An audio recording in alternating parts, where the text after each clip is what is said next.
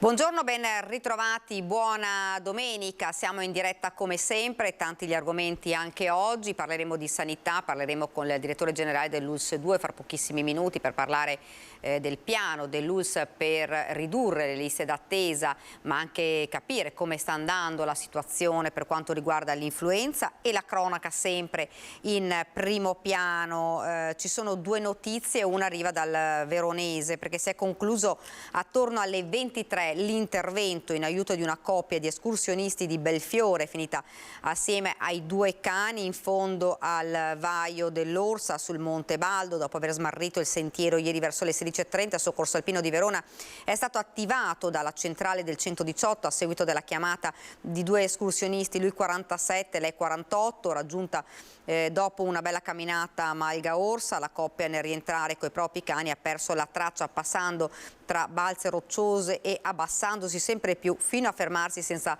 sapere più come procedere. Dunque sono arrivati i soccorsi che li hanno raggiunti e poi li hanno riportati sul giusto sentiero.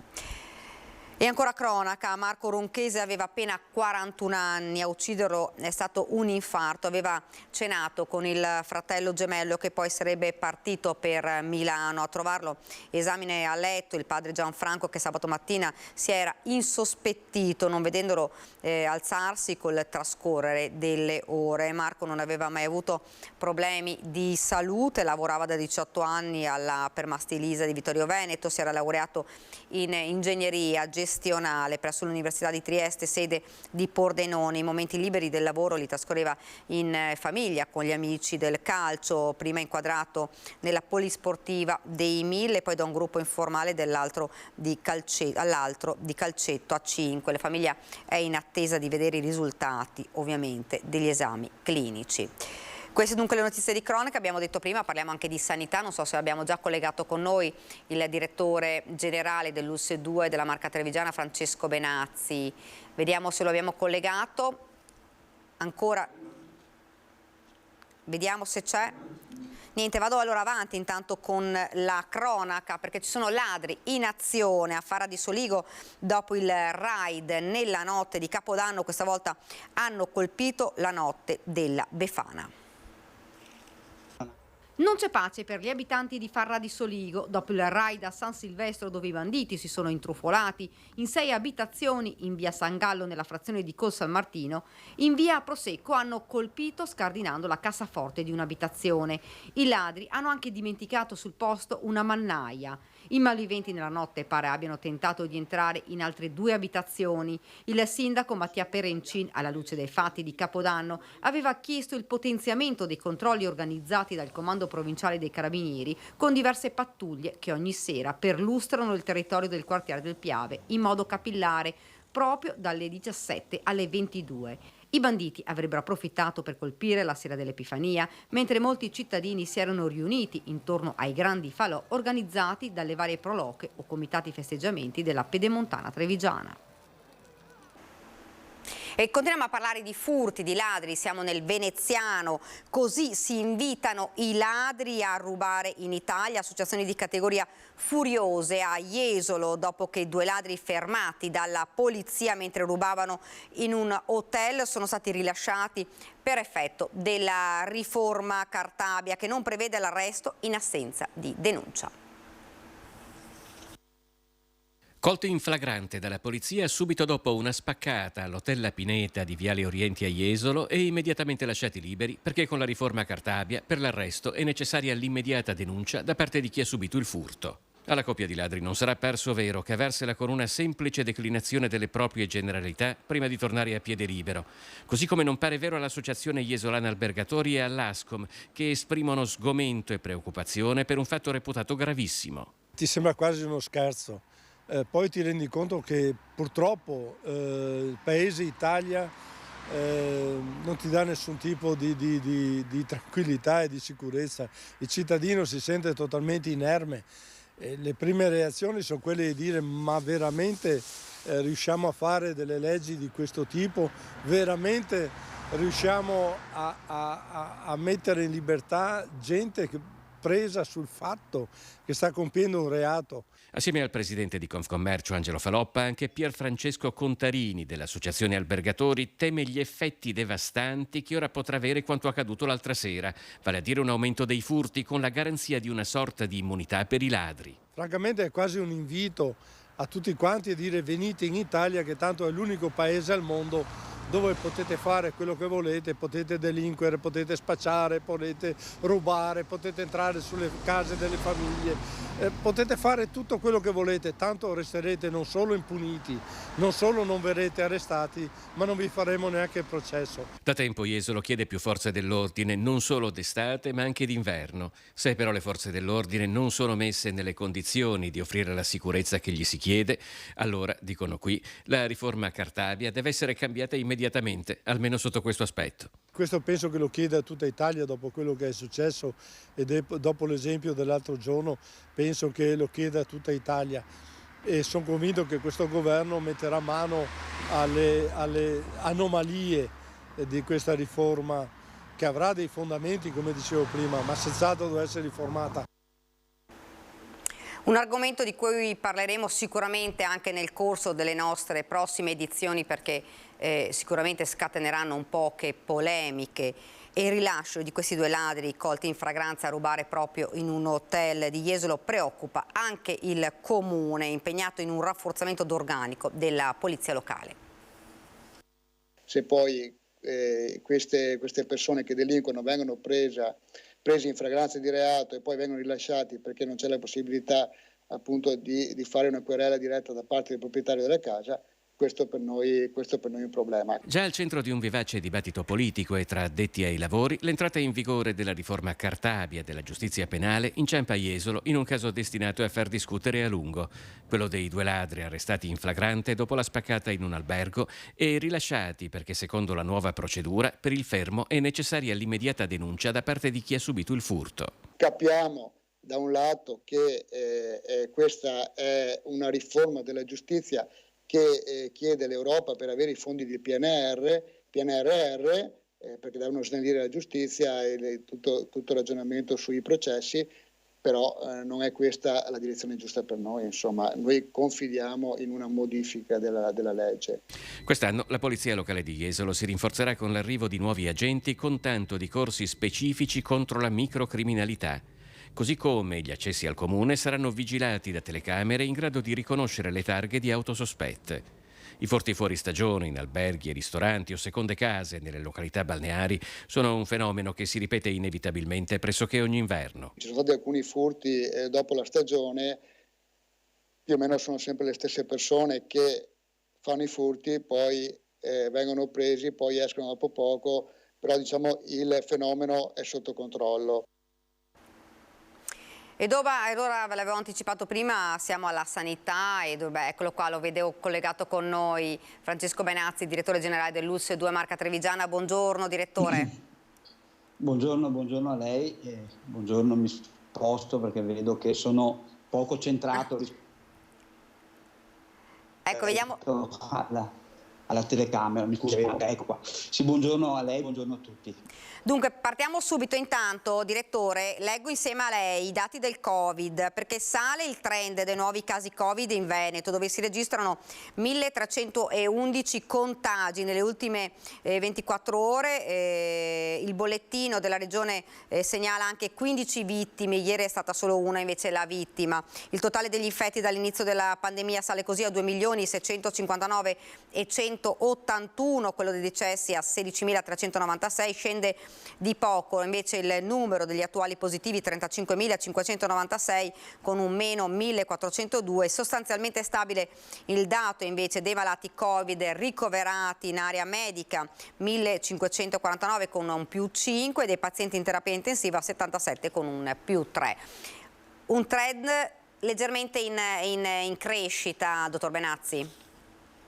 Sì, credo che questo sia frutto anche delle vacanze, del fatto che le persone hanno fatto meno tamponi. Infatti noi abbiamo facciamo circa 400-500 tamponi al giorno, di cui un terzo sono positivi. Sono quindi molto diminuiti i tamponi, però di fatto siamo ancora intorno come Covid a 120 ricoverati complessivamente nei nostri ospedali e circa una quarantina di pazienti anche per l'influenza. Quello che è anche un dato importante è che abbiamo anche diciamo 80 persone, quindi tra medici e infermieri, che sono positivi al Covid, quindi il Covid sta girando, per fortuna non porta ovviamente a tanti ricoveri ospedalieri, perché teniamo conto che la variante che sta girando è sempre la sottovariante dell'Omicron 5, che è la BA2, dove ormai nelle nostre province abbiamo oltre l'80%. Le persone che abbiamo ricoverato sono persone comunque che non hanno fatto il booster, persone over 70 e che ovviamente hanno il maggior numero di contagi rispetto agli altri, e quindi è chiaro che facilmente queste persone che non hanno fatto il richiamo oppure addirittura che non si sono vaccinate poi arrivano in ospedale insieme ad altre ovviamente patologie. Abbiamo 2 persone in rianimazioni che sono Covid puri. Ecco, dottor Benazzi, com'è la situazione sulla campagna vaccinale, su questa famosa quarta dose? Sembrava insomma che ci fosse un po' un aumento degli accessi nelle ultime settimane. Sì, beh, la copertura, noi facciamo circa 300-400 vaccini booster al giorno. La copertura degli over 80 è oltre il 40%, teniamo conto che tanti di questi sono anche risultati positivi, quindi possiamo dire che una copertura col booster perché sono diventati positivi al Covid siamo intorno al 70%. La cosa molto inferiore è gli over 60, perché là siamo intorno al 30%, quindi c'è poca ovviamente richiesta del booster da parte degli over 60 e questo è anche concepibile, perché cosa vuole? Ormai diciamo che la maggior parte delle persone giustamente si sente libera. L'unica cosa che i sintomi sono per le persone che non hanno problemi, non sono fragili, non sono over 80, sono molto blandi, mal di gola, un po' di raffreddore, poi la cosa si sistema, per cui è chiaro che non c'è molta incentivazione alla vaccinazione per il Covid. Io invece chiedo veramente a tutti di vaccinarsi per l'antinfluenzale, perché abbiamo oltre 40 persone ricoverate per influenza e devo dire che l'influenza quest'anno è quella che ci dà maggiori preoccupazioni anche dal punto di vista dei ricoveri per le persone anziane. Ecco, mi scusi, prima lei diceva ci sono 2 Covid puri, che sono persone che non si erano vaccinate? Certo, che non si erano vaccinate e che ovviamente sono oggi anziane, sono oggi in rianimazione, le 2 rianimazioni che abbiamo, una di Treviso e una di Conegliano. Ecco, parlando anche di liste d'attesa, purtroppo ovviamente lo sappiamo, questi anni sono stati difficili, per cui si sono sommati poi tutti gli interventi, tutte le visite specialistiche. Avete fatto un piano per cercare di smaltire un po' queste liste? Sì, guardi, noi su indicazione della Regione avevamo ancora accumulato ovviamente tutto il 2021, perché se si ricorda, a parte i pazienti oncologici e le urgenze nel periodo Covid, effettivamente si sono bloccate le visite specialistiche, anche perché avevamo i nostri specialisti che erano impegnati nella gestione pura del Covid puro. E quindi chiaramente avevamo accumulato oltre 25.000 visite che nel corso del 2022, cioè quelle del 2021, abbiamo sostanzialmente smaltito. Oggi ci restano però chiaramente tutte le galleggianti 20.102 del 2022, perché nonostante che si cerchi di fare, noi stiamo smaltendo tutte le B, cioè tutte quelle visite che devono essere smaltite entro 10 giorni. Siamo molto in difficoltà invece su quelle a 90 giorni, chiaramente, le P in particolare e le visite di controllo.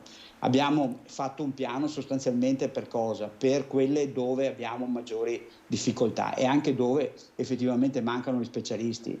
Abbiamo grosse criticità nelle cardiologie, quindi nelle visite cardiologiche, più elettrocardiogramma, più ecografia cardiaca, eccetera. In questo caso qua, per fortuna, qua dai primi di gennaio, abbiamo una graduatoria chiaramente di un avviso di azienda zero, dove riusciamo a recuperare 6 cardiologi e quindi i cardiologi di Treviso che andavano a Montebelluna a turno a coprire ovviamente le esigenze di reparto, oggi possono finire perché anche a Montebelluna avremo l'organico di cardiologi pieno e per cui potremo finalmente smaltire le oltre 4.000 visite cardiologiche che abbiamo, che sono quindi molto importanti e sono un bel pacchetto rispetto alle 20.102 che abbiamo. Poi chiaramente l'altra cosa, abbiamo le visite ortopediche, ma qui soprattutto a Montebelluna, ma qui come tutti sappiamo ci mancano gli ortopedici. Noi ci auguriamo che i nuovi specializzandi che escono verranno ovviamente da noi a Montebelluna, in modo tale da riuscire a smaltire e a riportare a pieno regime anche il reparto di ortopedia di Montebelluna. E poi l'oculistica, dove stiamo facendo un piano soprattutto per le visite di controllo, in modo tale da poter come dire, smaltire questo un numero veramente elevato di visite oculistiche. L'altro punto importante sono la radiologia, soprattutto la risonanza magnetica, che ovviamente riguarda il rachide dorsale, riguarda la colonna vertebrale e soprattutto le lombosciatalgie. Su questo sia la Regione Veneto che noi abbiamo messo in piedi un protocollo, quindi delle linee guida, dove andremo ovviamente a specificare bene quando serve la risonanza magnetica, perché soprattutto per il lombo sacrale, che sono quelle che intasano di più le liste e che alla fine potrebbero risolversi tranquillamente o con delle terapie o comunque mandandole dal fisiatra. Quindi anche su questo stiamo ragionando con i medici di famiglia, in modo tale da ridurre le richieste, noi le chiamiamo inappropriate, che ovviamente fanno aspettare la gente e che invece potrebbero essere risolte mandando direttamente dallo specialista fisiatra. L'altra cosa importante che stiamo in questo momento partendo sono ovviamente la telemedicina, dove noi possiamo, è importante, riusciremo a fare tutto, soprattutto le visite di controllo in telemedicina, quindi partendo dalla cardiologia per finire anche ovviamente la dermatologia e altre specialità che possono essere gestite soprattutto nelle visite di controllo con la telemedicina. Oras, che è quindi Motte di Livenza, si sta potenziando con i radiologi in modo tale da poter darci una mano nel 2023 per abbattere appunto le liste d'attesa che riguardano la radiologia. Dovremmo assumere, c'è un concorso di azienda zero, dovremmo assumere qualche radiologo. Oggi lo dico, in tutta l'ULSS ne mancano 15, quindi se noi riusciamo anche qui a ovviamente implementare, quindi completare i numeri dove siamo carenti, credo che potremo anche impostare una campagna di recupero importante. Ecco, dottor Benazzi, nella più rosea prospettiva che tutto funzioni bene, che tutto vada bene, perché ovviamente insomma come abbiamo detto l'influenza, la pandemia, per cui che non è finita, insomma tanti sono ancora le cose da risolvere. Nella prospettiva migliore, la tempistica per cercare di non smaltire, ma insomma di ridurre la lista di attesa, come ci diceva lei, secondo questo piano, quale può essere la tempistica? Beh, allora, devo dire che il 2022 è stato un anno anche sfortunato perché abbiamo avuto un incremento del 50% in certe specialità. Ricordo la cardiologia, cioè rispetto al 2019, l'anno dove non c'era il Covid, abbiamo avuto nel 2022 un incremento del 50% in cardiologia, in dermatologia e anche ovviamente nelle radiologie. Noi speriamo che nel 2023 ci sia, come dire, un assestamento, una fase di plateau come dovrebbe esserci, perché il boom l'abbiamo avuto proprio legato molto al Covid. Tante persone hanno deciso di fare visite perché, come sapete, long Covid, quindi problemi cardiaci, problemi neuromuscolari, eccetera, eccetera, per cui tante persone hanno richiesto visite specialistiche perché avevano delle sintomatologie legate magari al post-Covid e quindi chiaramente c'è stata un'implementazione. Noi contiamo che ci sia un ritorno alla normalità nel 2023 e quindi l'anno 2023 dovrebbe essere proprio l'anno dell'impegno, sperando anche di trovare qualche specialista in più, dell'impegno a smaltire, ad azzerare le liste, perché l'impegno nostro, di tutti i miei collaboratori, è quello di azzerare le liste. Questa è anche l'indicazione della Regione.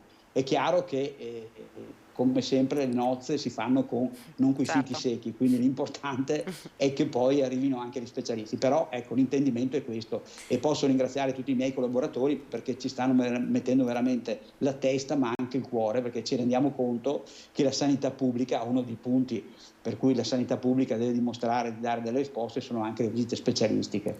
Quindi è chiaro che faremo di tutto, perché ci rendiamo conto che, visto i rincari dell'energia, visto i rincari ovviamente delle materie prime, la gente ha meno soldi, e avendo meno soldi chiaramente ha bisogno della sanità pubblica per essere curata. Quindi c'è, dal punto di vista nostro, dal punto di vista etico e umano, ci sarà il massimo impegno per evitare che la gente debba andare da altre parti a farsi visitare e a fare le visite.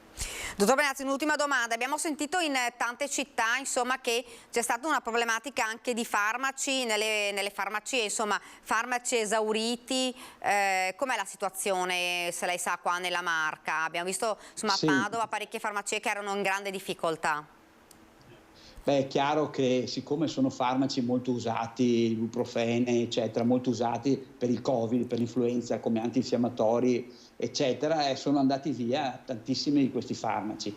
E siccome dopo l'approvvigionamento è fatto ovviamente dall'industria, che poi dà ai grossi, diciamo, poi quelli che poi magari portano ovviamente alle farmacie e anche alle ULS i farmaci, c'è un po' di criticità. Ecco, per quanto riguarda l'ULS no, perché noi facciamo gli ordini, ecco, ogni 3 mesi, quindi abbiamo delle scorte per fortuna, quindi questo problema non sussiste. Qualche farmacia ha questo problema perché giustamente le farmacie non possono tenere un magazzino di 6 mesi, di un anno, devono quindi cercare di far ruotare le scorte, anche perché le scorte sono imprese, lo è anche per l'ULS, ma sicuramente lo è per imprese più piccole come sono le farmacie. Per cui credo che qualche problema ci sia. Ecco, la situazione invece per quanto riguarda la ULS, quindi chi viene ricoverato o chi viene curato, il problema, ecco, per noi ad oggi non sussiste. Ecco, un'ultima domanda, dottor Benazzi, ci si aspettava per metà gennaio, insomma, il picco dell'influenza, in aggiunta al Covid che non è ancora terminato, siamo arrivati davvero al picco dell'influenza? Guardi, ancora no, nel senso che noi abbiamo ancora casi importanti che arrivano in ospedale. Infatti noi ci sentiamo ogni 2 giorni, facciamo il comitato per l'emergenza della sanità pubblica, e devo dire che in questo ultimo periodo non siamo calati, cioè io lo leggo molto però agli assembramenti, cioè alle feste che si fanno per il Capodanno, eccetera. Quindi sono convinto, ecco, che sicuramente a fine di gennaio riusciremo a avere la coda ed uscire dall'influenza. Dal Covid speriamo anche da questo, perché effettivamente ormai le persone che non sono fragili, che non sono over 80, prendono il Covid, stanno a casa 3, 4, 5 giorni con un po' di raffreddore o addirittura senza sintomi, e poi possono rientrare. Quindi credo che se tutto va bene l'influenza riusciamo a levarcela a fine gennaio e avremo solo delle code. Per quanto riguarda il Covid spero addirittura prima, però questa è una previsione che il Covid ci ha dimostrato che qualche volta si ovviamente muta, cambia, quindi le varianti e subvarianti che oggi abbiamo sono tranquille, sono quelle di Omicron 5 e sono governabilissime da chi è vaccinato, poi non ha problemi. Se dovessero succedere, ovviamente mutare altre varianti, allora qua lo sapremo solo, come si suol dire, vivendo. Ecco, e rimane ancora un po' l'incognita della situazione in Cina. Abbiamo visto, insomma, in queste settimane che, insomma, è tutto un po' ancora da verificare, ecco. Sì, le subvarianti comunque che girano in Veneto, e anche quei pochi che abbiamo avuto a Treviso, sono sempre subvarianti legati a Omicron 5, quindi gli BA2, BA5, quindi quelle che già noi conosciamo e che girano nel nostro territorio. Quindi la vaccinazione protegge, non fa andare in ospedale, per cui siamo tranquilli. È chiaro, lo ribadisco, chi è fragile, chi è over 80, la vaccinazione, il booster lo deve fare. Lo deve fare perché è l'unico modo per evitare di andare in ospedale. Ecco, questo sì il messaggio. Oppure usare la mascherina FFP2 quando vai in ambienti chiusi, quindi vuol dire teatro, vuol dire supermercato, vuol dire, cioè, dove c'è un assembramento, dove ci sono tante persone, e purtroppo questo si trasmette con le goccioline e col respiro, per cui le persone, se non vogliono vaccinarsi, consiglio l'FFP2 negli ambienti chiusi. Dottor Benazzi, la ringrazio davvero. Grazie a voi e buona domenica. Grazie, buona ancora. domenica anche a lei, grazie dottor Benazzi. Noi andiamo avanti e torniamo a parlare di cronaca, sempre nel Trevigiano, perché l'Agenzia delle Entrate si rivale su Daniele Pellicciardi, figlio delle vittime del massacro di Gorgo al Monticano, per incassare una tassa che avrebbe dovuto pagare il killer. Un cortocircuito burocratico all'italiana, dicono i parlamentari veneti e trevigiani, caso già all'attenzione del governo. Vediamo il servizio. Siamo in Italia e bisogna prendere questo con il discorso della burocrazia lenta e questi errori che ancora vengono commessi. Presentare il conto a Daniele Pellicciardi, figlio delle vittime del massacro di Gorgo al Monticano, per la tassa di iscrizione di una sentenza che avrebbe dovuto pagare il condannato per quell'orribile delitto, l'albanese Naim Stafa, è un cortocircuito burocratico che fa saltare sulla sedia i parlamentari trevigiani di ogni schieramento. Umanamente credo sia una cosa assolutamente inaccettabile e giuridicamente una cosa che vada assolutamente corretta. Credo che in questi casi le istituzioni, lo Stato dovrebbero riservare forse più attenzione alle singole storie e in particolare alle storie delle vittime. Se c'è qualcosa che come rappresentanti del territorio, come parlamentari del territorio possiamo fare in questo senso, saremo assolutamente a disposizione. 1.639 euro addebitati a Stafa all'esito della causa per il parziale risarcimento di Pellicciardi, che l'albanese come nullatenente non può pagare e di cui dovrebbe farsi carico il Ministero dell'Economia. Ma quel passaggio è saltato e l'Agenzia delle Entrate si rivale sul figlio della coppia trucidata, che sta cercando di fare opposizione alla richiesta, una stortura a cui va posto rimedio, così come, ricorda Coin, il mancato risarcimento da parte dell'INAIL ai genitori di Giuliano De Seta, lo studente diciottenne morto in alternanza scuola-lavoro a Noventa di Piave. Queste persone, dopo aver subito uno shock, un trauma, il più pesante possibile come quello della perdita di una persona cara, non possono anche essere vittime della burocrazia o dell'assenza dello Stato. Ed ora parliamo invece di truffe bancarie via SMS, smascherata una banda di truffatori campani grazie alla denuncia di uno studente ventenne di Castelfranco e alle indagini dei carabinieri. Non la solita truffa online via mail, di più, la banda di frodatori, fingendosi dirigenti della banca di turno, si spingeva oltre, chiamando pure al telefono i truffati per chiedere loro di non accedere al conto corrente online per 24 ore, avendo così il tempo necessario per svuotarlo. Truffatori smascherati grazie alla denuncia di uno studente ventenne di Loria, che dopo aver fornito i codici d'accesso si è ritrovato un ammanco di 2.000 euro.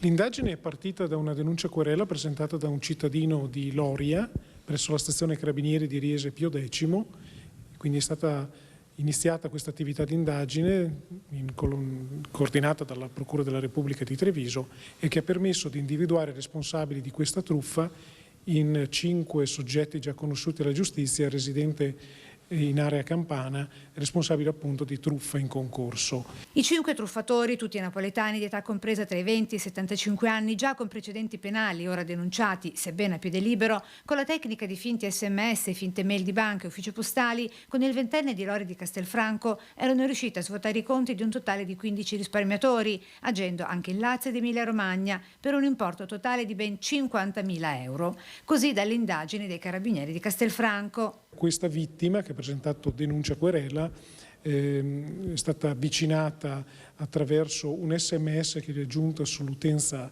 telefonica, dove compariva un link che è risultato essere falso, apparentemente riconducibile a un istituto di credito. I consigli dei carabinieri a non fornire dati sensibili, quali i numeri e le password dei conti correnti. Si tratta di truffa e svuotaconto. Nel dubbio chiedere consiglio su come procedere alle stazioni carabinieri che sono sul territorio. Ed ora ci fermiamo, qualche istante di pubblicità, poi torniamo di nuovo qui in studio.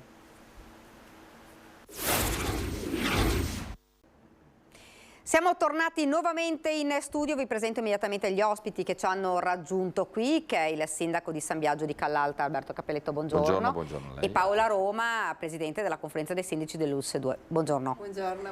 Allora, prima di iniziare proprio a trattare anche vari argomenti che interessano davvero tutti, come quella di cui vi abbiamo parlato prima, che è la riforma Cartabia, quello che sta accadendo per quanto riguarda i furti, ne parleremo proprio con loro. Prima io volevo fare un accenno, Paola, sul protocollo, sul nuovo protocollo per le dipendenze. Sì, a livello proprio provinciale, grazie alla volontà di tutti i sindaci e del contributo che ha dato a Scoppiave, abbiamo costituito con la prefettura e ovviamente con le forze dell'ordine un protocollo a livello provinciale sull'osservatorio dipendenze, che prende un po' tutti i dati relativi non solo all'alcol, all'utilizzo di sostanze stupefacenti, ma anche e soprattutto anche a tutto quel gioco patologico che sostanzialmente va ad interessare anche la parte del gioco online. Abbiamo interessato la scuola su questa indagine che ha coinvolto all'inizio appunto 13 istituti comprensivi della nostra provincia e verrà ampliata a tutte quante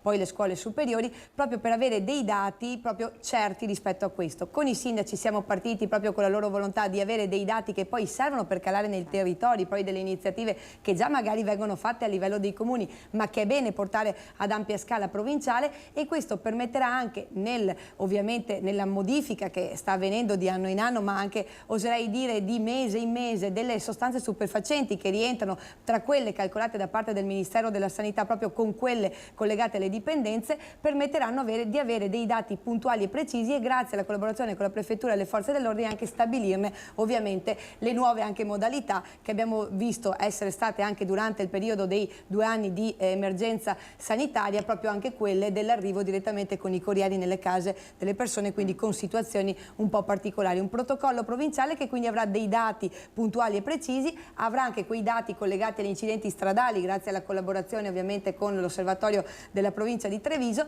che permetteranno anche di stabilire in questo caso le cause del decesso, se sono collegabili anche a situazioni di utilizzo di sostanze stupefacenti. Ecco, e fra l'altro non proprio tantissimo tempo fa erano stati anche forniti dei dati dall'ULSS per quanto riguarda le dipendenze anche relative ai giovani, e i dati erano assolutamente preoccupanti, insomma. Esattamente, proprio perché erano pervenuti proprio da questa indagine fatta all'interno delle scuole, e che chiaramente con il provveditore di studi, la dottoressa Sardella, si era andati ad incentrare proprio con delle domande specifiche anche sull'utilizzo dei ragazzi, proprio delle possibilità di accedere all'utilizzo dell'alcol, e lì abbiamo visto che i numeri davvero erano molto importanti, ma anche a chi ha voluto anche provare l'utilizzo di sostanze. In questo caso ovviamente le dichiarazioni che sono pervenuti sono diventate veramente importanti. Sulla parte anche della dipendenza da gioco diventa fondamentale, perché sta anche la sensibilità delle amministrazioni. Ovviamente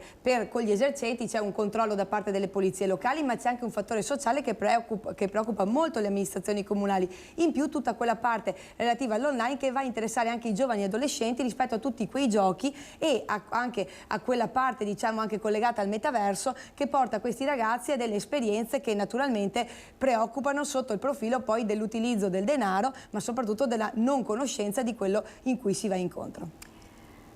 Sindaco Cappelletto, invece, oltre alle dipendenze, invece con lei vorrei affrontare uno degli argomenti che sta davvero facendo discutere, sta infiammando non solo il mondo politico, ma proprio delle categorie, perché insomma abbiamo sentito gli albergatori, ma poi anche altre associazioni, ed è la riforma Cartabia. Perché se ci fosse, come è successo poi a Jesolo, vengono trovati, fermati dei ladri che stanno rubando in flagranza di reato, non possono essere arrestati finché non c'è la denuncia, se non c'è la denuncia immediata della vittima. Magari l'albergo è chiuso, magari il proprietario è fuori per le ferie, magari il proprietario è uscito per lavoro.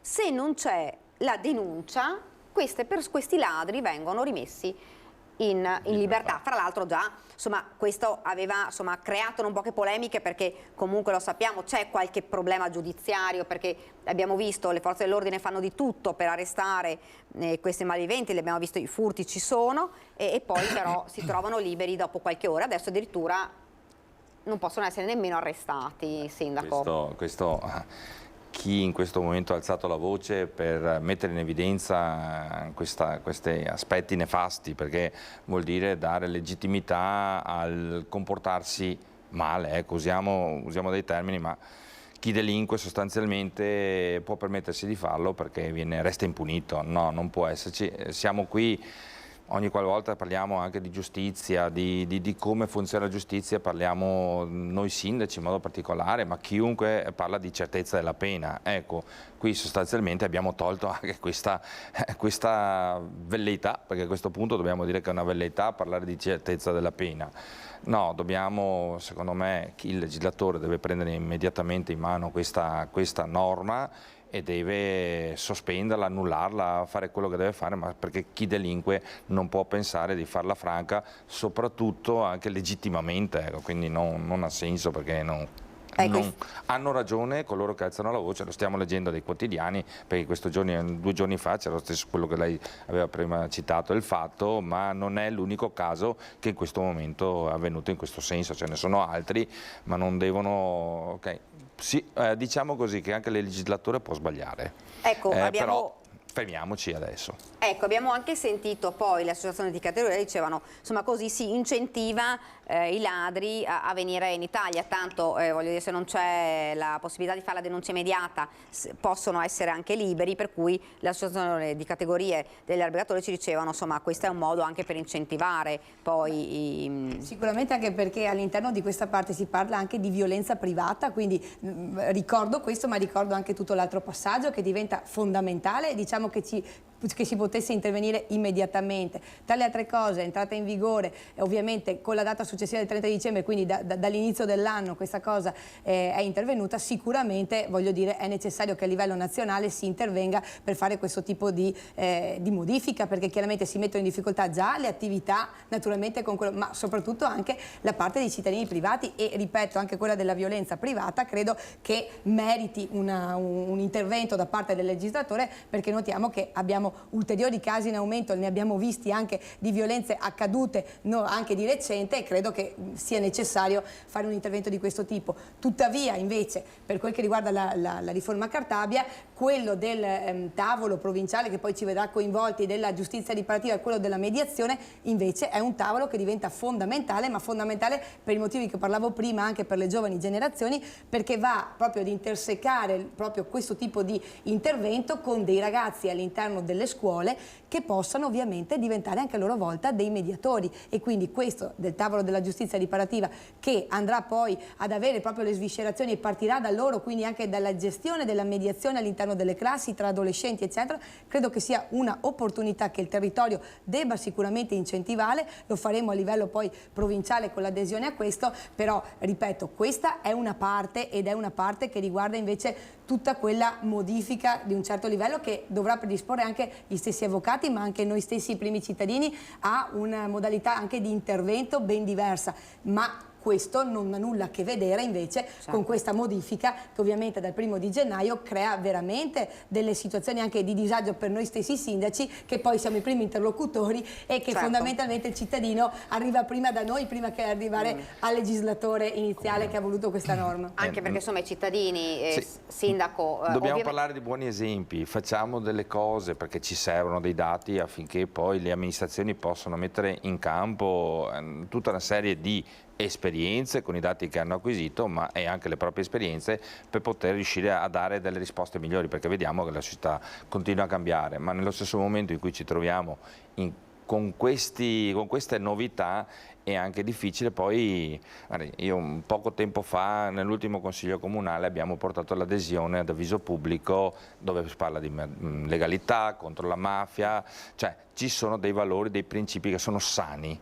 e noi riteniamo è un atto simbolico, si investono delle piccole risorse perché si collabora con gli istituti scolastici, si fa iniziativa anche nel nostro sociale, nel nostro territorio, in tutti i territori, però poi se ci troviamo di fronte a queste cose vuol dire che a questo punto stai mettendo in discussione tutto ciò di buono che è stato fatto da parte nostra. Ecco, fra l'altro noi sentivamo insomma anche alcuni cittadini che poi sono stati oggetto, insomma, vittime di furti, e c'è anche l'impotenza da parte non solo dei cittadini che si sentono insicuri perché vengono in casa, ti rubano, ma anche le stesse forze dell'ordine, perché di fronte a un furto, di fronte alle indagini dei carabinieri che riescono a trovarli, fermarli e poi sono costretti a non poterli arrestare, diventa davvero grossolana come... Sì, ma qui non c'è niente da dire. Verso i ladri, certo, più che... esatto, ma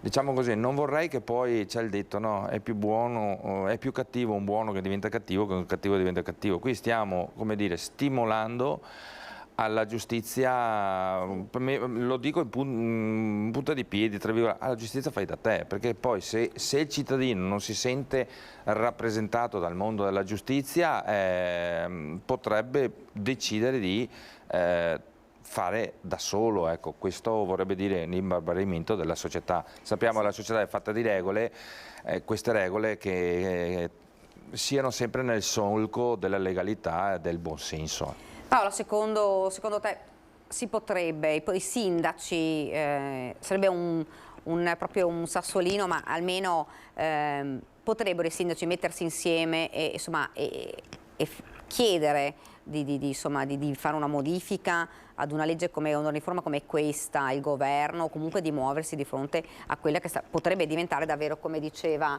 il sindaco Capoletto, una problematica enorme. Ma certo, sicuramente credo che sotto il profilo di ANCI sia una delle strutture, ma lo può diventare anche l'Associazione dei Comuni nel poter portare avanti questo tipo di richiesta, ovviamente, ma diventa fondamentale perché poi parliamo in una situazione in cui le forze dell'ordine scarseggiano, abbiamo la necessità di averne nei nostri territori per sentirci tutelati. Noi sindaci poniamo in essere tutte quelle attività anche di videosorveglianza, diamo la disponibilità alle forze dell'ordine di visionare le nostre telecamere, investiamo nelle telecamere, anche qui farei un inciso, c'è una normativa che rappresentata ancora da una normativa ai tempi del fascismo che andrebbe modificata per darci l'opportunità in maniera più agevole di essere autorizzati, perché giustamente ci sono dei cavilli, l'installazione di telecamere passa attraverso la prefettura, segue tutto un iter che naturalmente è previsto da una norma di legge che sicuramente non è attuale perché è stata fatta in tempi in cui c'erano quel tipo di necessità. Ovviamente adesso con il rispetto della privacy eccetera ci imbattiamo anche in queste situazioni,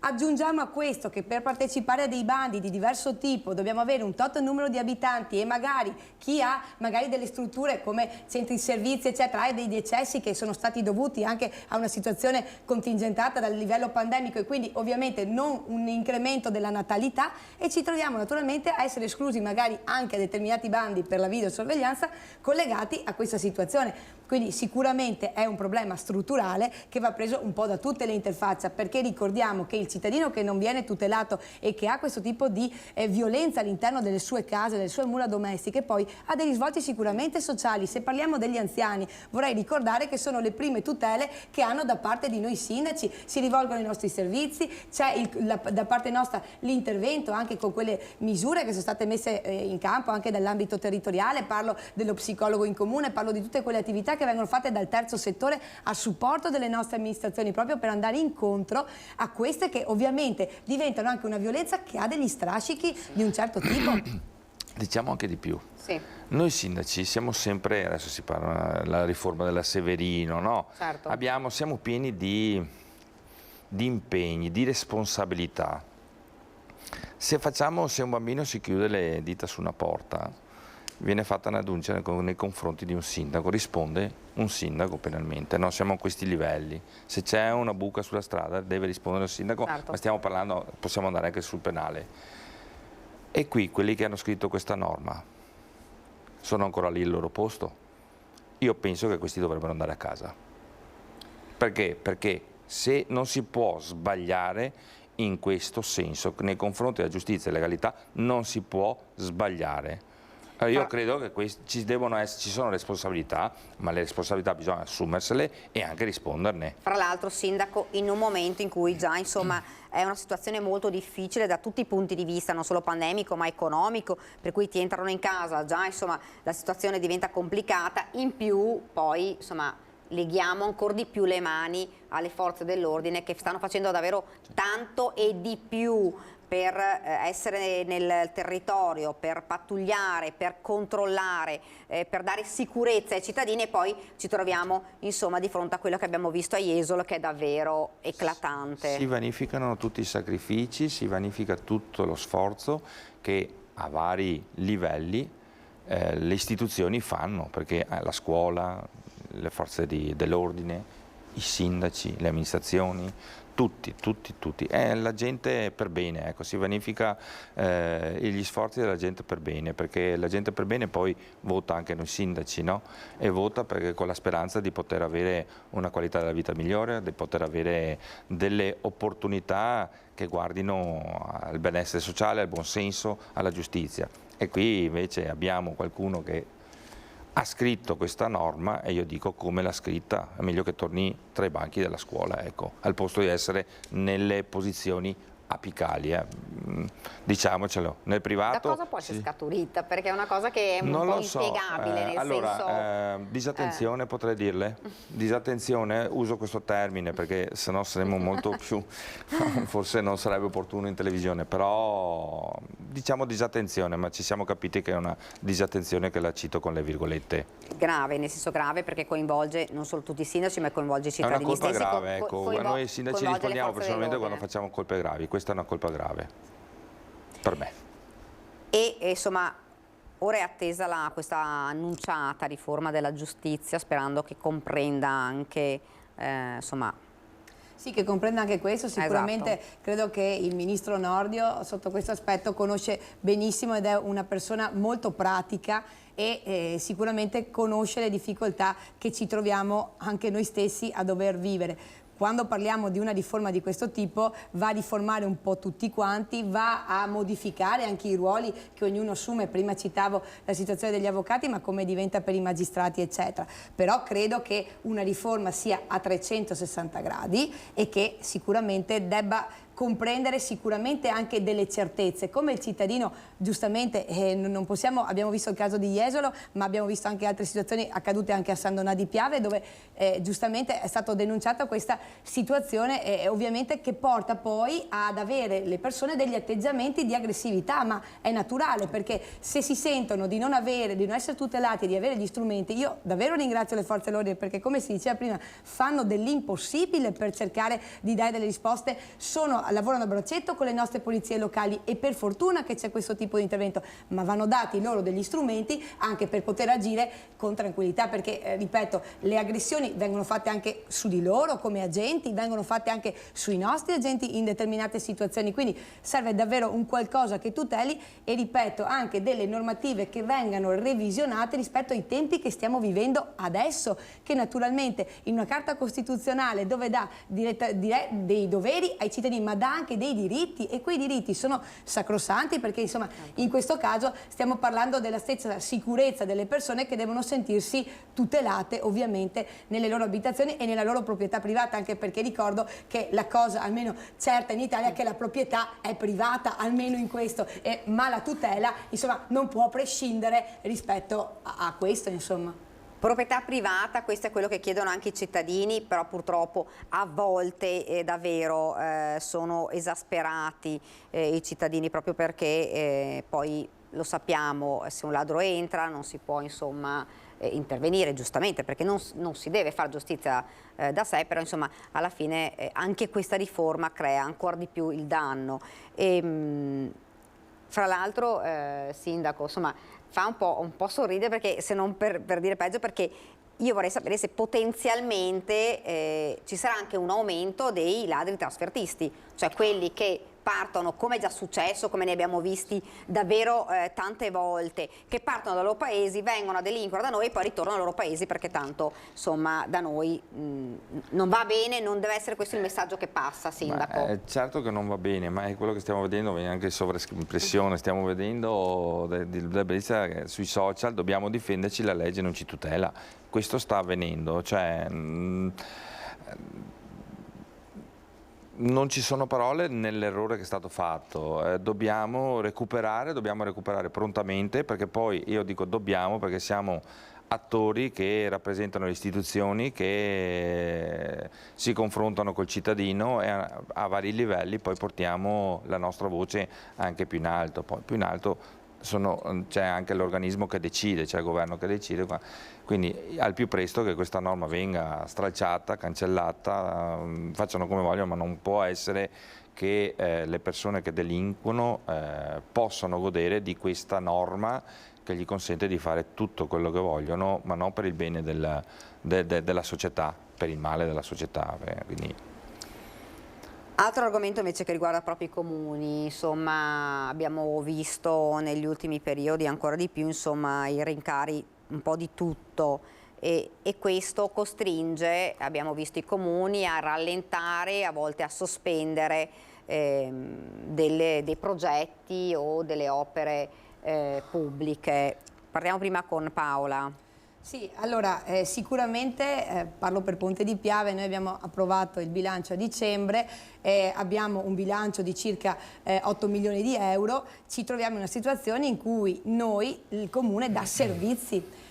Abbiamo programmato le opere pubbliche, il problema è l'aumento ovviamente dei costi collegati anche alle materie prime, perché non dimentichiamo che lo abbiamo avuto nel 2022 e continua nel 2023, quindi l'incertezza è data sicuramente da questi aumenti. Dall'altra parte sicuramente per chiudere un bilancio abbiamo dovuto andare a ritoccare su diversi punti. Allora, per quel che riguarda il nostro comune, per esempio, era stata fatta la sostituzione, quindi un intervento collegato all'illuminazione pubblica che chiaramente con una tariffa ben definita da contratto ci ha permesso ovviamente di tenere quel costo.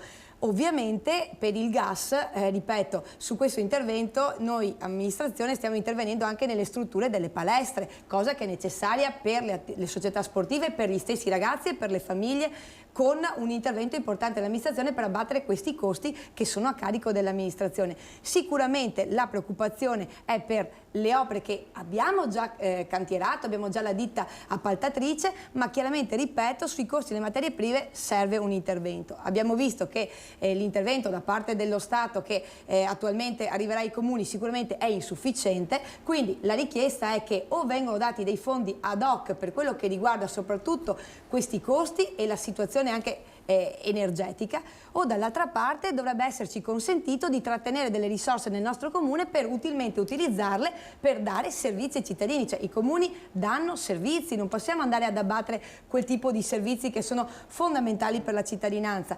Aggiungo questo perché anche le piccole manutenzioni, chiaramente l'anno scorso parliamo anche di una situazione in cui anche per i tagli dell'erba siamo andati in una situazione in cui c'è stato sì ovviamente siccità, poi è aumentata, abbiamo dovuto fare degli ulteriori sfalci poi a fine verso nel periodo di settembre, ma anche queste sono situazioni che ci inducono a dover ridurre i costi per cercare di trattenere. Abbiamo tenuto la tassazione ai cittadini immodificata, questo perché sappiamo già della gravosità che pesa sulle famiglie, sappiamo anche di tutto quell'intervento sociale che riguarda anche le famiglie che hanno delle persone anziane che sono anche nelle strutture o dei disabili che sono nelle strutture, quindi nel calcolo abbiamo ritenuto di fare questo tipo di intervento. È chiaro che però da una parte o dall'altra un intervento da parte statale è fondamentale, ovviamente, ripeto, potrebbe anche passare rispetto al fatto di trattenerci delle risorse ovviamente per andare incontro a questi costi. Quello che appunto ci preoccupa di più è questo costo della materia prima che naturalmente andrebbe ad incidere sostanzialmente anche in opere già cantierate e già partite.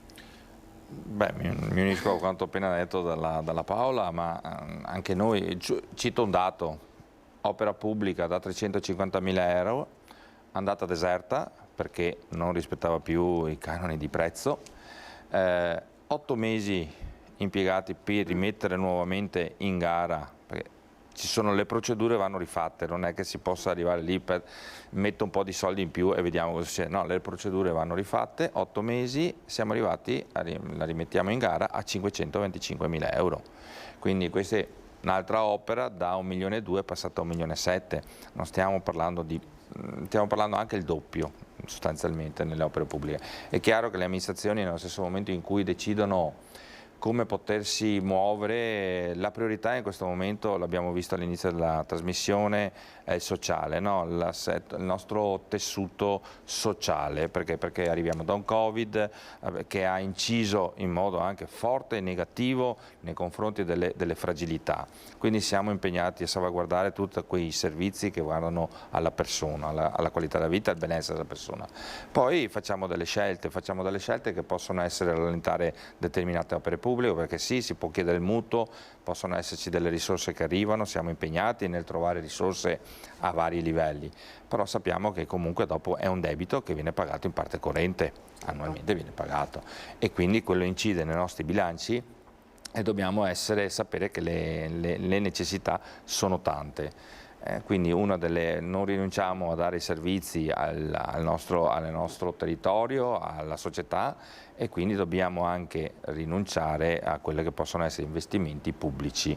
Guardiamo con delle priorità, con attenzione, dopo ci dispiace perché quando si parla anche di PNRR, si parla anche di questo, vediamo che le risorse non vengono premiate, ecco, uso questo termine, non vengono premiate le amministrazioni virtuose, perché io dico, vogliamo fare investimenti nella pubblica illuminazione, vogliamo fare investimenti nel nostro territorio per dare servizi, perché anche una pista ciclabile vuol dire mettere in sicurezza, vediamo, abbiamo chilometri di arterie stradali, ma riuscire a fare piste ciclabili, illuminazione, attività sportive, sono delle risorse, bisogna impiegare delle risorse, vediamo che poi queste risorse non premiano i comuni virtuosi, non arrivano, quantomeno in questo caso, visto anche l'ultimo bando che è stato fatto per le piste per la rigenerazione urbana, dove c'erano dentro anche le piste ciclopedonali, chiesta la collaborazione fra vari comuni affinché facessero sinergia e quant'altro, vuol dire piegare del tempo, vuol dire mettere in campo delle iniziative, benissimo. Diciamo così, non voglio essere nordista o sudista, ma sicuramente una parte del nostro paese non ha beneficiato di queste opportunità che altri hanno. Ecco, è passata giusto una settimana dall'aumento delle accise, 1° gennaio vi ricordo, sui carburanti, nella giungla proprio dei prezzi di benzina, gasolio e gas tra pompe bianche e gestori autostradali, il cittadino al volante è sempre più frastornato oltre che sconsolato. 7 giorni fa i prezzi che avevamo rilevato erano questi, con relativa coda per il pieno, mentre oggi allo stesso distributore di Strada Ovest a Treviso l'aumento è inesorabile, mentre auto poche con conducenti tra l'irritato e lo sconsolato. Lo accetto l'aumento del gasolio, d'altra parte non posso. Però riesci a vedere le differenze? Ci sono distributori che fanno prezzi ancora un po' più bassi, ecco. Va a cercare, insomma, cerca di risparmiare qualcosa oppure? No, tendenzialmente faccio sempre sullo stesso distributore. In genere sono le pompe bianche ad essere più convenienti, almeno stando ai prezzi di quest'altro distributore con il famoso cane a 6 zampe. Qui siamo ancora sotto i 2 euro e quindi la clientela si lamenta un attimino, però dopo se ne fa una ragione. Ritornare ancora alla benzina a questo prezzo è... Sicuramente c'è da fare qualcosa per migliorare questa situazione. Più arrabbiato o più rassegnato? Ma arrabbiato, rassegnato per forza, ci tocca rassegnarci, ma sono più arrabbiato, ecco. Con scontentezza e rassegnazione c'è però chi coltiva anche una speranza. Sono contento comunque, speriamo che col futuro ci abbassano prezzi. Che comunque saranno sempre più alti in autostrada, dove sono in prevalenza gli stranieri a fare il pieno, come qui a Vittorio Veneto sulla A27. Da dove vieni? Canadese. What do you think about the price of the gasoline? È più costoso rispetto al Canada, ma è più economico di quanto lo fosse quest'estate in Norvegia. In realtà anche qui davvero pochi quelli che si fermano, considerando che rispetto al distributore di Strada Ovest del 2022 qui i centesimi in più per litro di gasolio sono 44. La gente reagisce male perché però gli aumenti ci sono, bisogna convivere con quelli. Poi lei ha anche molti stranieri che vengono a fare benzina. Anche. Cosa dicono? Che costa tanto. Cappelletto, c'è da sorridere ormai perché tra una cosa e un'altra veramente diciamo sembra così che voglio dire, le istituzioni devono collaborare, no? Partendo da questo, però è stata fatta anche una campagna elettorale in un periodo sbagliato, purtroppo, diciamo. però i prezzi stanno aumentando e in questo C'era caso la promessa un po' di ridurre. Esatto, non dobbiamo dimenticare quello che era stato detto in campagna elettorale e poi sappiamo che governare e amministrare ci si trova di fronte al paese Italia con le sue differenze, con le sue necessità. Questa sicuramente è una di quelle cose che incide negativamente lo vediamo, no? I cittadini sono arrabbiati, la società è arrabbiata, incide negativamente. Figuriamoci se anche noi sindaci per far quadrare i nostri bilanci dovessimo, perché non l'abbiamo detto, ma una terza alternativa per i sindaci è quello di aumentare i balzelli. L'IRPEF o quant'altro, quindi se non lo facciamo noi e facciamo sacrifici noi come amministrazioni, penso che anche a livello più alto dovrebbero farlo, no? Poi vediamo che a fine anno le mancette per i vari deputati, senatori sono state pari a 5.000 euro, le vediamo le polemiche nei nostri quotidiani, no? Non è che abbiano, siccome sono diminuiti i parlamentari e c'era una cifra, perché la politica ha un costo, è giusto che abbia un costo, non sto dicendo, ma se aveva un costo di 2.000 euro, 2.500 euro, perché potessero fare delle cose, adesso quel budget è rimasto sempre lo stesso, quindi se lo sono divisi in meno e sono diventati 5.000 rotti. Potevano anche fare altri tipi di scelte, ecco.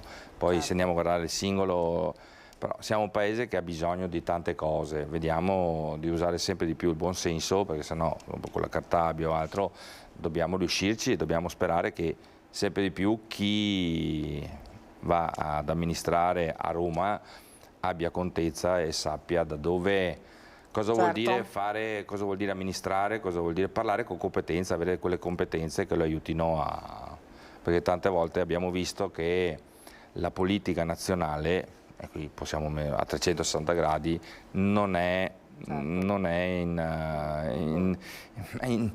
linea, non ha quella sensibilità che guarda anche i territori, c'è un distacco, ecco. Noi li conosciamo, noi facciamo il nostro, si parla tante volte e i sindaci, le liste dei sindaci e quant'altro. Cominciamo davvero a valorizzare i sindaci che conoscono il nostro territorio. Sì, sicuramente mi collego perché il servizio è proprio, cade proprio nel parlare anche delle aziende, perché l'altra preoccupazione nostra è questa. Già le aziende cercano di dare lavoro alle famiglie del nostro territorio, si sono anche accollate perché dobbiamo dire è anche un costo sociale, perché molte delle nostre aziende davvero sono intervenute in maniera anche cospicua per dare dei buoni ai propri dipendenti che riguardano non solo i buoni carburanti ma i buoni spesa, quindi anche questi belli esempi del territorio credo, Daniela, che debbano essere dati, perché le nostre aziende lavorano anche questo e questo è sociale, è un sociale che magari non si vede ma che incide nelle nostre famiglie e sicuramente un intervento di questo tipo va ulteriormente, quindi quando si parlava dei costi che abbiamo noi come aumenti delle materie prime che hanno anche le aziende, dobbiamo tutelarle anche da questo, perché sicuramente rispondiamo in toto insieme, perché il tessuto sociale è composto anche da loro, sono parte fondamentale del nostro tessuto sociale e quindi credo che a volte nelle attività anche che vengono fatte anche a livello proprio nazionale, lo vediamo nei nostri bilanci, lo diceva prima il collega Alberto, cioè noi portiamo un bilancio ovviamente in pareggio, abbiamo i controlli, siamo puntuali e precisi, credo che meritiamo rispetto a dei comuni che vanno in dissesto e che magari vengono aiutati alla fine. Noi non siamo abituati a fare questo, siamo abituati a fare i conti con i nostri cittadini che naturalmente ci chiedono delle risposte e cerchiamo di dargliele, ma dobbiamo anche avere gli strumenti per poterlo fare. Quindi ripeto, se non è possibile intervenire e incidere con dei finanziamenti a livello nazionale, ci devono lasciare la tassazione locale per rispondere direttamente ai nostri cittadini. Non vedo altre strade, perché se non ci sono ulteriori disponibilità che possano arrivare, dobbiamo avere la possibilità e l'opportunità di rispondere, perché ripeto, nel tessuto sociale ci facciamo parte tutti, noi, le aziende, i nostri cittadini, e questo è un tessuto che non può saltare, perché i primi soggetti a cui si fa riferimento sono proprio le nostre comunità e siamo noi come primi cittadini. Prima poi di andare in pubblicità, poi salutare gli ospiti, una notizia di cronaca che arriva da Treviso. La notte scorsa, intorno all'1:20 a Treviso, sono intervenuti i carabinieri via Ronchese insieme alla sezione radiomobile della Compagnia dei Carabinieri, dove un ciclista di 19 anni di origini kosovare, per cause in corso di accertamento, è stato investito da presumibilmente, perché non si sa, è stato investito da un conducente di una macchina che si è poi allontanata dopo l'urto. Il malcapitato è stato trasportato all'ospedale di Treviso e ne avrà per 40 giorni. 40 giorni, insomma, la prognosi, un pirata della strada. L'assurdità, come abbiamo aperto, no? Una pronta guarigione. Innanzitutto una pronta guarigione a questo ciclista, perché la salute è la prima cosa. Però dobbiamo già preoccuparci, al posto di dire cerchiamo chi è chi no. Preoccupiamoci, bisogna andare a fare denuncia, perché sennò domani mattina questo non risponde del reato che ha commesso. Sì. Sicuramente è uno degli esempi che è necessario dare, perché questo è l'esempio plateale di come il cittadino deve essere il primo a denunciare le cose, proprio per permettere di dare corso ad esecuzione. E lo faccio anche per tutti quelli che possono essere gli interventi che vengono fatti anche di persone nei nostri comuni che magari danneggiano, creano delle situazioni. Deve esserci la denuncia, perché questo permette di attivare un meccanismo non solo di responsabilità sotto il profilo delle forze dell'ordine, che nuovamente ringrazio, ma anche nostra nel rispondere poi con le assicurazioni, perché, ripeto, se non c'è una denuncia non si può procedere. Ed è giusto, anche in questo caso, siccome parliamo dei soldi dei cittadini, di assicurazioni che noi come comuni paghiamo proprio per tutelare anche i nostri beni pubblici, che ci sia un passaggio puntuale e preciso del cittadino che vede, ma che in prima persona va, denuncia e si procede, perché davvero finché non faremo vedere che si risponde e c'è una pena certa, noi non riusciremo a far rispettare le regole anche basilari. Fra l'altro, lo ricordiamo, Treviso è stata proprio la maglia nera per gli incidenti stradali. Nel 2022 l'abbiamo visto con 73 vittime nel corso di un anno e purtroppo anche già 2 vittime nel corso del 2023. Insomma, è una situazione davvero difficile. Io ringrazio intanto i miei 2 ospiti. Grazie a te. Per essere venuto qua, Cappelletto e Paola Roma. Ringrazio davvero. Noi ci fermiamo per qualche istante di pubblicità, ci saranno le previsioni del tempo e poi torniamo in studio.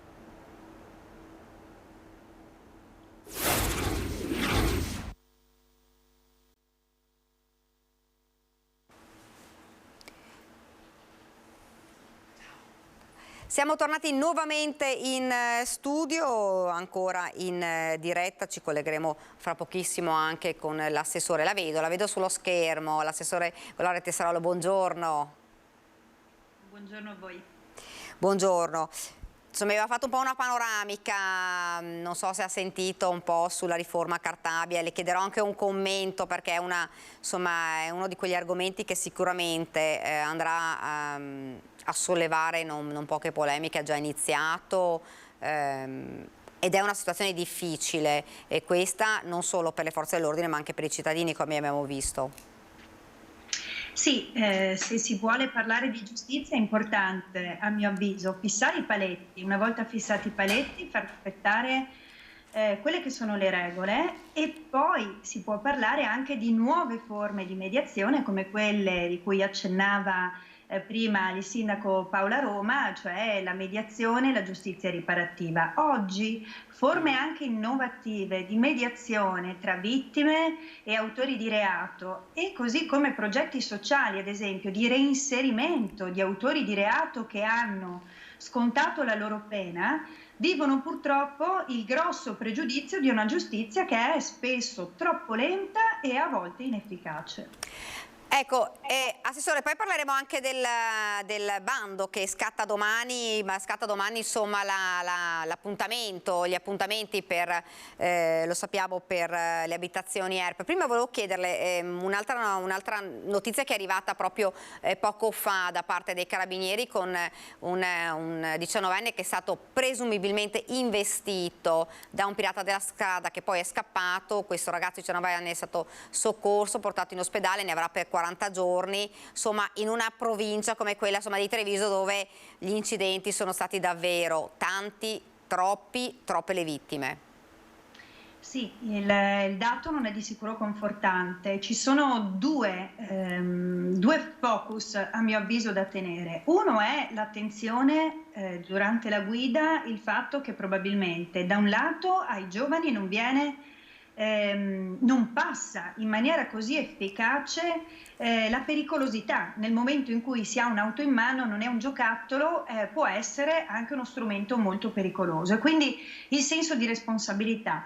Chiaro che poi siamo stati tutti giovani, siamo il giovane, l'adolescente, il post-adolescente, quindi il 18enne neopatentato magari tende a voler sfidare le regole, questo lo sappiamo in tutti i campi, probabilmente anche in quello, e quindi c'è bisogno di trovare anche il linguaggio giusto con i ragazzi. Dall'altra parte c'è invece l'altro fatto che lei segnala, cioè probabilmente la persona che ha fatto anche questo ultimo investimento è scappata invece di prestare soccorso. Allora c'è da un lato la stupidità, perché i soccorsi immediati possono cambiare le sorti dell'investito, e quindi il fatto di agire, di aver fatto probabilmente anche un errore, perché non dobbiamo per forza sempre condannare, può esserci il colpo di sonno, può esserci il momento in cui l'auto sbanda, possono esserci errori meccanici, non solo una cattiva gestione del conducente, quindi mettiamoci sempre in una posizione non giudicante, ma di, come dire, di attesa e di verifica di tutti gli elementi. Però se il conducente in quel momento ferma l'auto e interviene, ecco, possono cambiare le sorti. Io ricordo un incidente forse all'inizio dello scorso anno di un papà investito sulla Feltrina. Ecco, in quei casi lì, cioè se ci si ferma, se si interviene subito, in un caso di un incidente grave, forse oggi un papà sarebbe con la sua famiglia e non sarebbe ormai un ricordo del passato. Quindi anche qui senso di responsabilità. Oggi ci sentiamo poco comunità.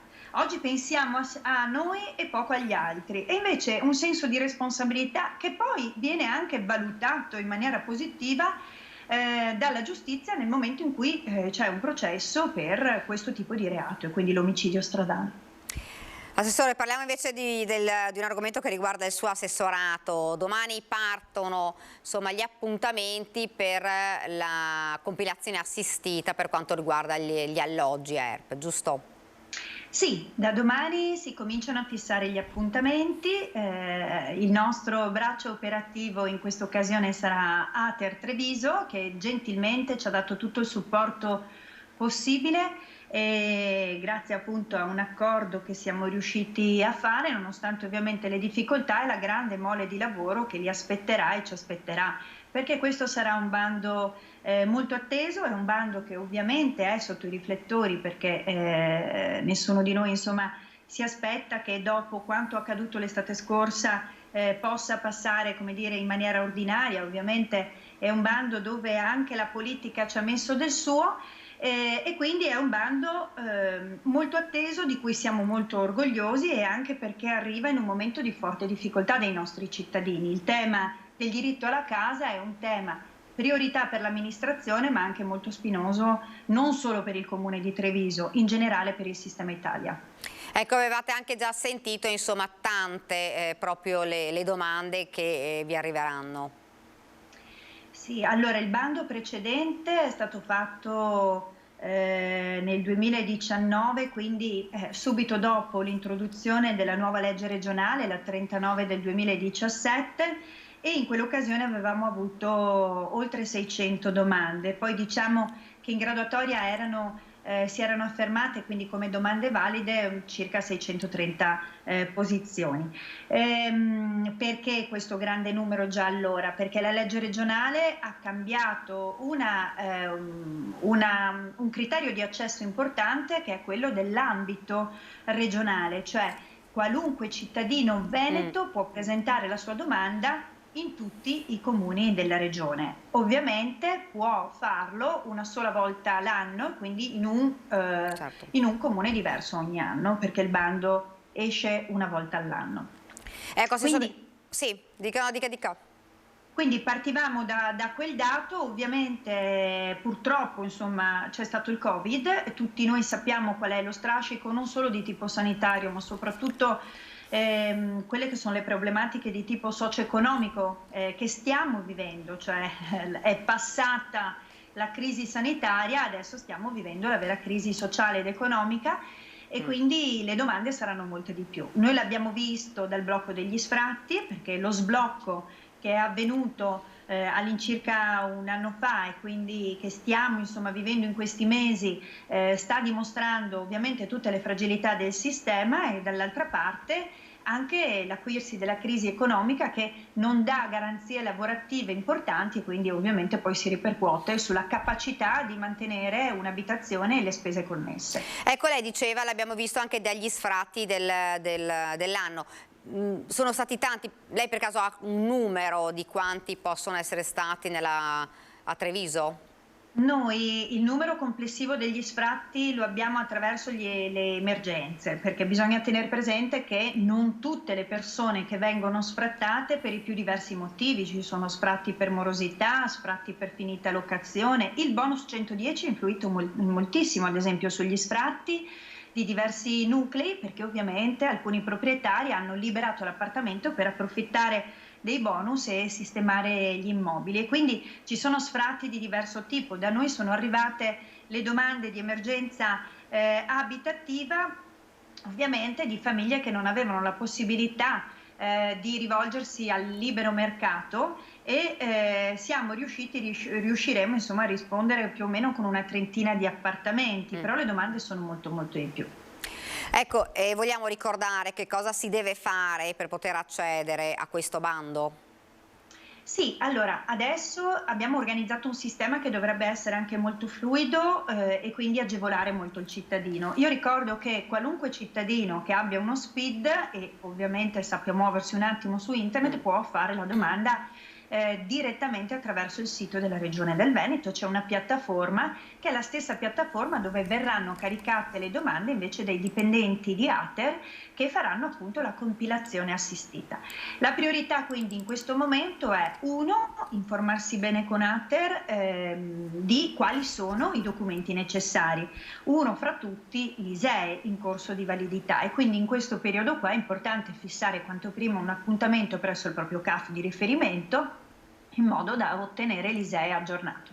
L'ISEE una volta caricato in piattaforma dà origine all'ISEE ERP che è il criterio che ci dà la capacità economica reddituale della persona per poter entrare in ERP e quindi io lo ricordo una persona per poter accedere all'edilizia popolare deve avere un ISEE ERP di poco più di 20.000 euro e quindi quello è un criterio importante. Se si sa di avere un ISEE troppo elevato è inutile fare la domanda. L'altra parte poi è appunto avere tutte le informazioni che possono riguardare il proprio nucleo anagrafico. In questo periodo, quindi da domani al 16 di gennaio, data in cui verrà pubblicato il bando e quindi inizierà ufficialmente la raccolta delle domande, c'è la possibilità appunto per i cittadini di chiamare i 2 numeri messi a disposizione dall'ATER, far raccogliere tutte le informazioni disponibili e poi fissare anche l'appuntamento. Ecco, ricordo che l'accesso agli uffici ATER, perché le domande verranno raccolte direttamente dall'ATER presso la propria sede di Treviso, vengono fatte solo su appuntamento e può presentarsi solo una persona per nucleo familiare che è poi il richiedente. Quindi una serie di informazioni sul nucleo familiare poi corrispondono a un punteggio. Ovviamente una parte di informazioni sono fatte su dichiarazioni rese dai comuni. Faccio un esempio, uno dei criteri premiali che dà punteggio è il fatto di non avere una casa e quindi di essere senza fissa dimora da almeno un anno. Ecco, questo tipo di attestazione lo dà il comune di residenza perché bisogna essere iscritti in via della casa comunale. Altri criteri sono fatti per autocertificazione e sull'autocertificazione, sullo stato del nucleo, eventuali appunto nuclei monoparentali che sono anche i nuclei maggiormente supportati in questa edizione del bando. Ovviamente sono tutti criteri in autocertificazione dove la dichiarazione deve essere ovviamente chiara e soprattutto seria e franca, perché poi dopo la presentazione e la raccolta delle domande ci sarà la verifica di tutti i requisiti. Ecco, Assessore, cambiando anche argomento e parlando, le abbiamo parlato anche prima delle persone in difficoltà con aumenti, rincari di tutto, insomma, e anche comunque dei senza tetto. È arrivato il freddo, com'è un po' la situazione a Treviso? Sì, devo dire è un inverno un po' particolare questo, con temperature molto altalenanti. Ci aspettiamo, come è già successo negli altri anni, un febbraio magari più impegnativo sul fronte delle temperature. L'emergenza freddo è stata attivata anche quest'anno in collaborazione con la prefettura di Treviso. I posti letto in aggiunta, quindi sono fino a 20 posti letto, vengono attivati presso degli spazi al CAS dell'ex caserma Serena, ovviamente non al CAS in un'area dedicata. Prima però rispondiamo con quelle che sono le strutture comunali, quindi l'asilo notturno di Via Pasubio, che è attivo ed è attivo anche con ovviamente tutta quella che è la normativa Covid per quelli che sono gli ambienti comunitari. Ovviamente noi non possiamo rischiare, soprattutto con persone che vivono in strada e che spesso portano delle fragilità di tipo sanitario, come dire, venir meno a quella che è la buona prassi. Quindi comunque per accedere alle strutture è importante avere un tampone negativo. In caso di tampone positivo c'è una zona di isolamento che viene riservata a queste persone fin tanto che insomma la persona può entrare nell'ambiente comunitario. Quindi siamo attivi, è attiva la mensa della solidarietà, che è attiva 7 giorni su 7, un servizio che abbiamo implementato con questa amministrazione, aprendola anche la domenica, rispondendo in maniera positiva a quelle che erano le sollecitazioni che ci arrivavano dal mondo del volontariato e dalla Caritas, perché è importante in questo tipo di servizi lavorare in rete, insomma, con gli attori formali e informali che nel territorio danno una mano e danno un supporto. Ecco, quando parliamo di mensa della solidarietà abbiamo anche saputo, appunto, e sentito, abbiamo anche visto che l'accesso come numero di persone ovviamente è aumentato.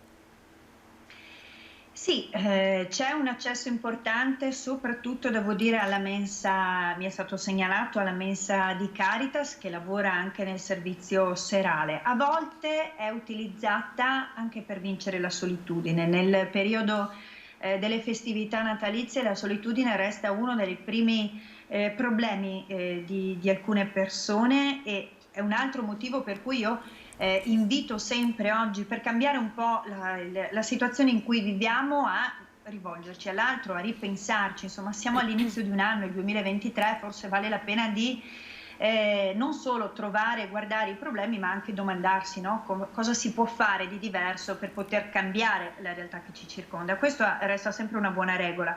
È vero che le difficoltà dei cittadini sono aumentate, resta però, lo dico da ente pubblico, la difficoltà del cittadino medio che magari si trova in un momento, perché sono momenti di fragilità anche di tipo economico. Io questo voglio dirlo, insomma, ci sono tutti gli strumenti e ci sono tutti gli attori nel territorio, delle associazioni, il terzo settore, gli enti pubblici, la Curia, insomma le Caritas, che possono dare una mano. Spesso si fa rete, l'importante è vincere la vergogna, e spesso ai comuni per vergogna le persone non arrivano.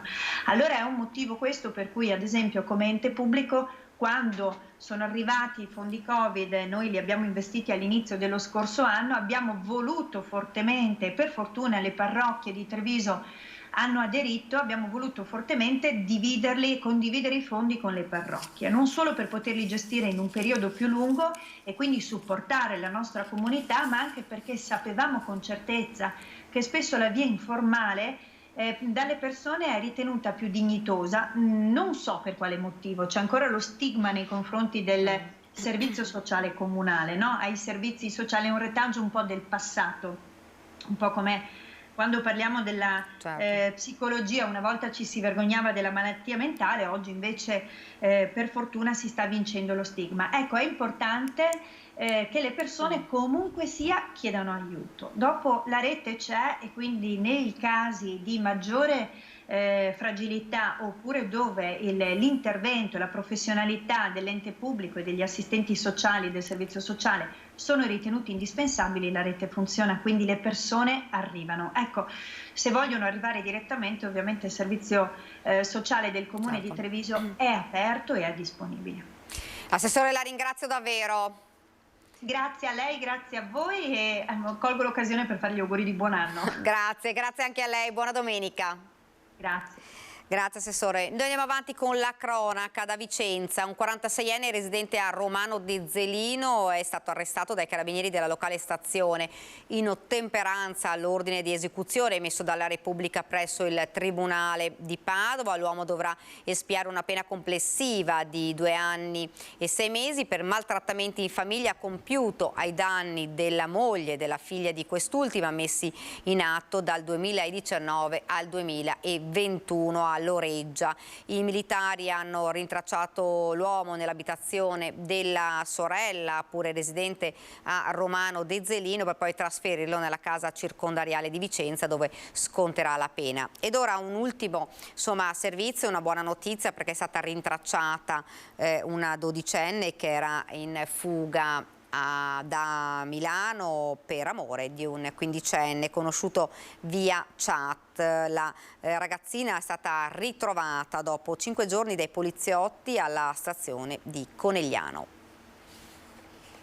12 anni appena, è già in fuga da casa a Milano per un amore 15enne conosciuto via chat. Storia fortunatamente a lieto fine per la 12enne scappata il 2 gennaio da Cinisello Balsamo e ritrovata la sera dell'Epifania a Conegliano, nei pressi della stazione, dopo essere stata riconosciuta dai poliziotti che hanno immediatamente chiamato i familiari. Fino ad allora e per tutti i 5 giorni in cui la figlia minorenne si era eclissata, tenuti completamente in allerta dalla stessa, che non si era mai fatta sentire né per telefono né con un messaggio, lasciando ovviamente mamma e papà nel baratro di ogni incognita, compresa la più nefasta. La ragazzina, riconosciuta dagli agenti, infatti, dopo le foto diramate dai genitori in seguito alla denuncia di scomparsa, è avvistata in mezzo ad un gruppo di minorenni, portata in commissariato in attesa dell'arrivo dei familiari che hanno potuto finalmente riabbracciarla e porre fine alla fuga d'amore. Siamo arrivati al termine di questa nostra prima edizione. Ringrazio Italo Morao in regia e Mattia Pizzaia e vi lascio le previsioni del tempo, la pubblicità, poi vi do appuntamento a domani per la nostra ovviamente la nostra ancora prima edizione e l'appuntamento di questa sera 19:30 con il Telegiornale di Treviso. Grazie davvero per averci seguito, arrivederci.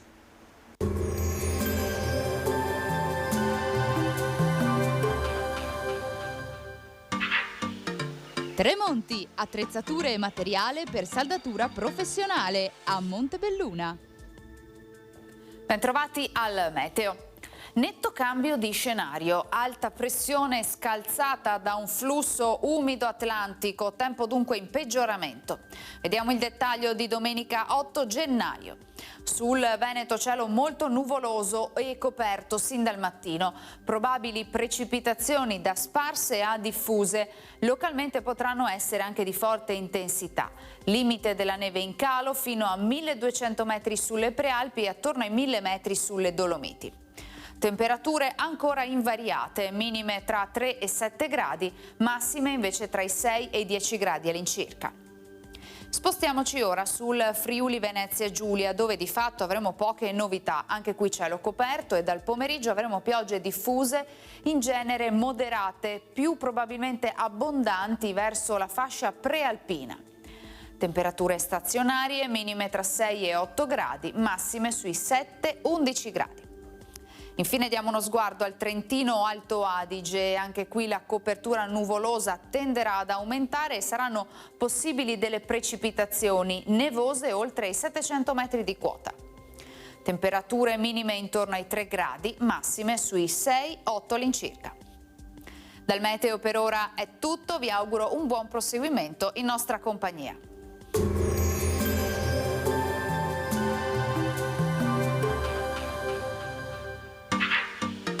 Tremonti, attrezzature e materiale per saldatura professionale a Montebelluna.